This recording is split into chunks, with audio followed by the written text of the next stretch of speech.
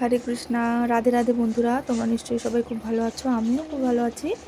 আর এই যে এখন আমি আমাদের ফুলের বাগানটা, কৃষ্ণের বাগানটা একটু ঝাড় দিচ্ছি, কেননা পাতা টাতা পড়ে আছে, অনেক দিনই হলো একটু ঝাড় দেওয়া হয় না।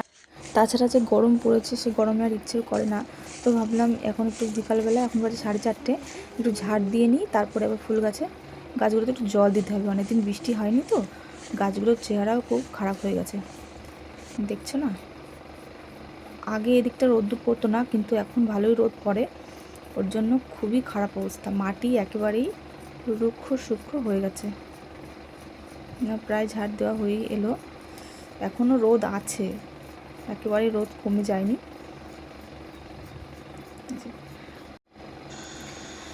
আর এই যে এখন গাছগুলোতে একটু জল দিয়ে নেব, তাই মোটর চালিয়ে একটু 1 বালতি জল ভরে নিয়ে, জল 1 বালতি জলে হবে না, 2-3 বালতি জল লাগবে।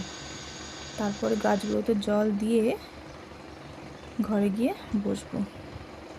এখানে অনেক রকমেরই গাছ আছে। এই যে এটা হচ্ছে কারি পাতা গাছ, তারপর হচ্ছে গন্ধরাজ আছে, তারপর হচ্ছে কাঠগোলাপ, বেল ফুল, 3 রকমের টগর, মালতী পুষ্প, বক ফুল, যেটা জগন্নাথের খুব প্রিয়। সামনেই তো রথযাত্রা আসছে, কিন্তু এবছর আর বক ফুল পাবো না, গাছটা খুব ছোট, আর একটু বড় হলে পাওয়া যাবে। আর এই যে পদ্ম ফুলের গাছটা, এটাতে হচ্ছে প্রথমে যে সাদা রঙের হয়, তারপরে কি সুন্দর গোলাপি হয়ে যায়, ফুলটা খুবই সুন্দর।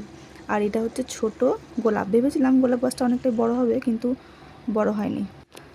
আর এটা হচ্ছে মালতী পুষ্প, যা ভগবানের খুব প্রিয়।